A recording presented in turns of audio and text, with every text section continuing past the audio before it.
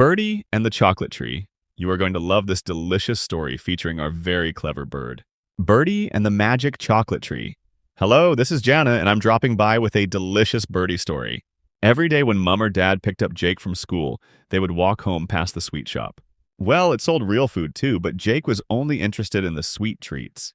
"Dad, my tummy's grumbling," complained Jake with a pained look on his face. "You mean rumbling?" corrected Dad. "No, it's grumbling. I really need chocolate to make it better." "I'm hungry, Dad," he pleaded. "How about a nice stick of celery?" Dad grinned, pointing to the salad department. "Celery yuck! I'm not eating a plant!" Jake would persist and plead until Dad gave in to a Snickers or Mars bar. But then one day, disaster struck. Mom announced a crackdown on eating sweets and crisps and sugary cans of soda. "The news is full of health scares at the moment," said Mom, looking up briefly from her laptop. "We're going to start eating healthier from now on. There's an article here that says sugar affects your development," she told the kids. "What does that mean?" asked Jake, dismayed. "It means that sugar doesn't just make you fat, it makes you annoying too." "Don't say fat," shot back Jake. "And don't say annoying," screamed his hot-tempered little sister, stamping her foot. Okay, you're right," admitted Mum with a sigh. "We must all watch our language. Let's just say that sugar is bad for you, so from now on we are cutting back drastically. And by the way, the dentist doesn't approve of sugar. He says it rots your teeth too. Am I allowed to mention that? I mean, do we still have free speech in our house?" That afternoon, Mum prepared a snack consisting of cut-up apples, cucumber, carrot sticks, and hummus. Mum and Dad thought it was delicious, but Jake still preferred crisps or a bag of Maltesers. Later, when he was in his room, Birdie paid him a visit. Jake glanced at the window, his heart lifting a little. "Birdie!" Birdie, a jet-black crow with a sharp gaze, hopped into the room. "What's this long face for?" he asked, tilting his head in concern. "It's a disaster, Birdie," Jake wailed. Birdie fluffed his feathers in alarm. "Oh? What tragedy has befallen you? You'd never guess what's happened." "Get on and spit it out then," answered Birdie. "Mum has only gone and banned chocolate and crisps from my life. And fizzy drinks!" Jake threw himself back onto his bed, as if the weight of the world rested on his small shoulders. Birdie gasped, his wings fluttering. "What's left? Tree bark and birdseed?" "Close," Jake muttered. "Carrots, celery, and this weird goo Mum calls hummus.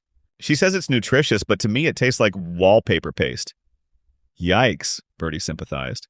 "So, what's the plan? Stage a rebellion?" Jake sighed dramatically. "Oh, I wish. Birdie, can we actually live without chocolate? Because I'm not so sure I can." "Ah, chocolate.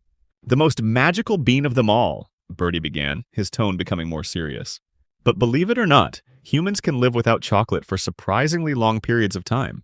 During World War II, they had to ration it. 4 ounces a month." Jake's eyes widened. 4 ounces? That's like one tiny bite." "Exactly," Birdie nodded. "And after the war, it didn't get much better. Rationing continued for years." "Years?" Jake nearly jumped off his bed. "No chocolate for years? That's just torture." Birdie chuckled softly. "Well, it wasn't easy. Because, chocolate isn't just any treat. It has a history, a magic that goes back to ancient times. Ever heard of the Mayans?" Jake shook his head, intrigued. Birdie perched himself closer, his voice taking on a storyteller's cadence. "The Mayans were a great civilization in Mexico long before Europeans arrived. They built incredible cities with grand temples and pyramids. But one of their most cherished treasures was a tree, the chocolate tree. It was said that the great god Kukulkan himself brought the tree down from a magical mountain to help the people when they were lost and sad. The chocolate from that tree wasn't just delicious, it was powerful. It made people wise, strong, and happy." Jake listened, his eyes wide with wonder. "So chocolate's like magic?" Birdie nodded sagely. "Indeed. The Mayans believed it was a gift from the gods. And that's why even today, people love chocolate. It's not just food, it's a little bit of magic in every bite." Jake smiled, his earlier gloom lifting a bit. "That's an awesome story, Birdie. But now I could really do with some chocolate. Do you happen to have some?" Birdie looked under his wing, but couldn't find any. It wasn't easy for Jake to fall asleep. But when he finally drifted off, he dreamt of the Mayan magic chocolate tree. In the morning, when Mum woke him up, he said sleepily, "Mum Birdie told me about a magic chocolate tree in Mexico. He says it's a gift from the gods, and its chocolate fruit is really good for you. It even makes you clever, and helps pass all your tests and exams." "Oh, Birdie this, Birdie that," sighed Mum, giving her usual response. Come on, dreamy head. Time to get up for school. Jake spent the next few days waiting for Birdy to visit again. Each night, he'd glance at his window, hoping to see the familiar black silhouette, but there was no sign of his feathered friend. As the days went by, Jake began to worry. What if Birdy wasn't coming back? Finally, one evening, as the sky darkened, Jake heard a faint tap at his window. His heart leapt, and he rushed over to find Birdy perched on the windowsill. Only he noticed a small, mysterious object held delicately in his beak. Jake spent the next few days waiting for Birdy to visit again. Each night, he'd glance at his window, hoping to see the familiar black silhouette, but there was no sign of his feathered friend. As the days went by, Jake began to worry. What if Birdy wasn't coming back? Finally, one evening, as the sky darkened, Jake heard a faint tap at his window. His heart leapt, and he rushed over to find Birdy perched on the windowsill. Only he noticed a small, mysterious object held delicately in his beak. "Birdy, where have you been?" "I was so worried," Jake demanded, opening the window to let him in. Birdy hopped onto Jake's desk, carefully placing the object down. It was a small, ancient-looking bean, almost glowing with a faint, magical aura. "Sorry for the delay, Jake. I had to make a special trip, you see." Jake's eyes widened as he looked at the bean. "What is that?" Birdy puffed up his chest proudly. "This, my dear Jake, is a magic cocoa bean. I brought it all the way back from ancient Mexico. It wasn't easy. I had to travel through time and space to get it, but it's worth it." Jake stared in awe. "A magic cocoa bean? What does it do?" Birdy's eyes had a knowing look. "This bean is special. If you plant it, it will grow into a tree, just like the one the Mayans had. And instead of ordinary cocoa beans, it will bear fruit filled with only the crumbliest, flakiest chocolate. Tastes like chocolate never tasted before." Jake could hardly believe his ears. "Can we plant it now, can we?" he asked excitedly. "Will it really grow?" "Only one way to find out," Birdy said, nodding towards the garden outside. "Follow my instructions carefully, and you might just have a magical tree all of your own." Jake wasted no time.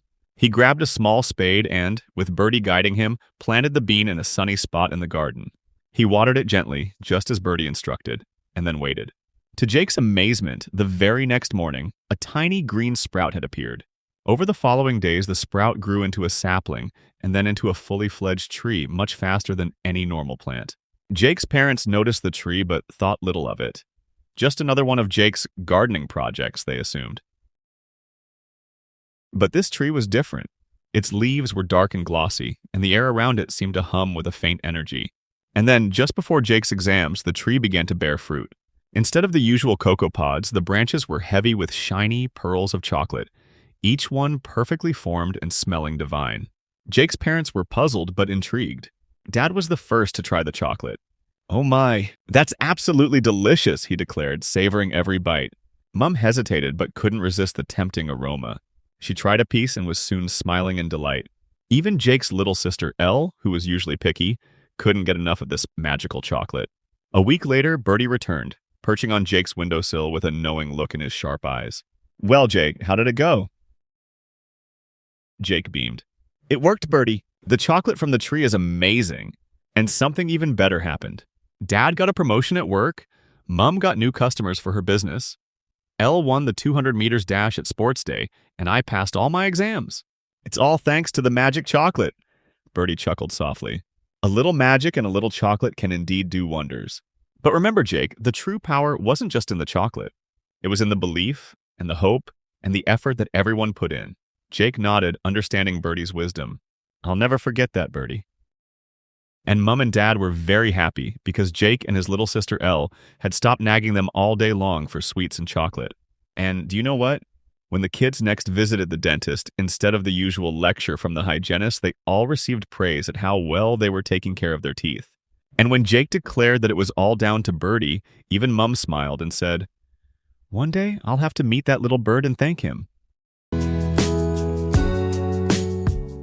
Thank you for watching. Please subscribe for more video.